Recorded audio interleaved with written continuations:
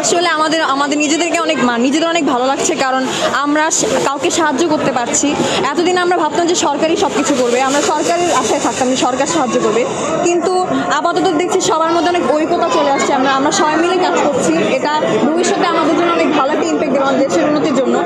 আমরা ভালোই আশা করছি ভালো কিছু হবে, আমাদের এই বন্যার সমস্যাটা হয়ে যাবে তাড়াতাড়ি। সবাই মিলে কাজ করলে আসলে সব কিছু সমাধান হয়ে যাবে। আমি যা দেখলাম আমাদের স্বাধীনতা হয়েছে, তখন যেহেতু সবাই মিলে কাজ করেছি দেখেই হয়েছে। সুতরাং এই বন্যার পরিস্থিতিও সমাধান হবে ইনশাআল্লাহ। বিগত 31 বছরের যে বন্যা আমরা দেখতে পাইনি, সেই বন্যাটা এবার হলো, এবং সেটা কি পরিকল্পিত নাকি অনাকাঙ্ক্ষিত? আমি এটা বলবো অবশ্যই এটা পরিকল্পিত, এটা রাজনৈতিক বন্যা সবাই বলছে যা। কারণ নর্মালি যেখানে এত বন্যা হচ্ছে সেরকম লেভেলে কোনোদিন বন্যা হয়নি। কারণ ওইখানে এই বাঁধটা আমি মনে করি প্রথমবার ছেড়েছে, এবং রাতের অন্ধকারে কারো অনুমতি না নিয়ে ছেড়ে দিয়েছে, কোনো ডিক্লারেশন নেই, কোনো নোটিশ নেই, যার কারণে কোনো মানুষই ঠিকভাবে নিজেদের আগে থেকে প্রস্তুতি নিতে পারেনি, পূর্ব প্রস্তুতি নিতে পারেনি। এটা সম্পূর্ণ চক্রান্ত ছিল, এটা বোঝাই যাচ্ছে অবশ্যই। আসলে আমাদের উপরে যে রাতের অন্ধকারে ছেড়ে দেওয়া হলো, এটা আমাদের যে মহা বিপর্যয় হলো। বানভাসী মানুষ আজকে হাবুডুবু খাচ্ছে। এই যে তাদের একটা আসলে কষ্টের ভিতর, অতি দুঃখ কষ্ট যেটাকে আমরা বলি, এবং সবাই একেবারেই হাবুডুবু খাচ্ছে। এই বিষয়টা আমরা যে অতপ্রতভাবে সাহায্য সহযোগিতা করতেছি, এটাকে আপনি কোনভাবে দেখেন? অবশ্যই আমি এটা ইতিবাচকভাবেই দেখছি, কারণ আমরা সবসময় আমরা বাসায় বসে এগুলো টিভিতে দেখেছি যে বন্যা হচ্ছে, এত কষ্ট হচ্ছে, সরকার সাহায্য করছে, এমন আমরা সব কিছু এত জটিলভাবে দেখতামও না। আমরা বর্তমানে আমাদের দেশটাকে অন্যভাবে দেখতেছি যে এই দেশটা আমাদের সবাই মিলে কাজ করতে হবে। সো এখন যেই সমস্যাটা, একজন সমস্যা থাকলে আমাদের 10 জনের আগে যাওয়া আমাদের কর্তব্য, সবারই কর্তব্য। এখন এই বন্যা পরিস্থিতি যদি সমাধান করতে হয়, আমাদের সবাইকে মিলে একসাথে কাজ করতে হবে। আমরা হয়তো অনেক দূরে থাকি, আমরা ঢাকায় থাকি, কিন্তু আমরা সবাই একটু একটু করে দিয়েও আমরা কিন্তু একজন দুজন করে যে আমরা সাহায্য করতে পারি সবাইকে, তাই না? কারণ সবাই মিলে একসাথে কাজ করলে একটা জিনিস সমাধান করা সম্ভব হয়। আসলে আপনারা যেহেতু ভলান্টিয়ার স্বেচ্ছাসেবকের দায়িত্ব পালন করছেন ঢাকা বিশ্ববিদ্যালয়ে, তো কী ধরনের খাবার আসলে সাধারণ মানুষ দিচ্ছে?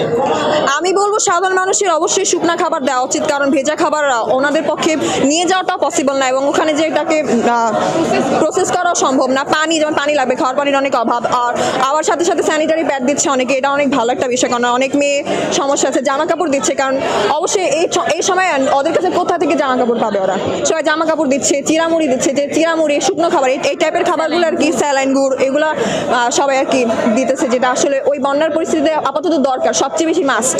আর সবচেয়ে বেশি যেটা আমি মনে করবো গুরুত্বপূর্ণ সেটা হচ্ছে বোট, কারণ নৌকা নাই, সবাই ডুবে যাচ্ছে। আর আমি চাচ্ছি এই ইনসিডেন্টের পর সবাই একটু সিরিয়াস হবে, যে সবাই একটু সুইমিং শেখা, সাঁতার শেখা নেই, কারণ অনেকে ডুবে মারা যাচ্ছে আমরা দেখতেছি। আর আগে থেকে প্রস্তুতি নিয়ে থাকবে যে কোনো সময় এরকম পরিস্থিতি হতেই পারে, তাই না? খাবারগুলো কার কাছে করতেছেন এবং কিভাবে আপনারা সরবরাহ করতেছেন?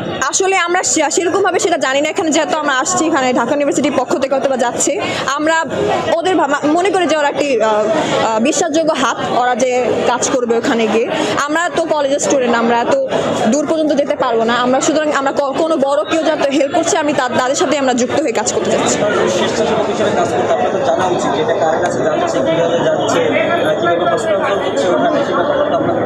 হ্যাঁ, অবশ্যই আমাদের জানা উচিত। অনেক টিম আছে, অনেক বড় বড় টিম আছে আমাদের বলতেছে যে কাজ করতে। এখানে এই জায়গাটা অবশ্যই একটা ট্রাস্টেবল অনেক টিম আছে। সো আচ্ছা, আমরা দেখলাম যে মহাসড়ক সেটা ডুবে গেছে, সেখানে আপনারা পণ্যগুলো কীভাবে নিচ্ছেন?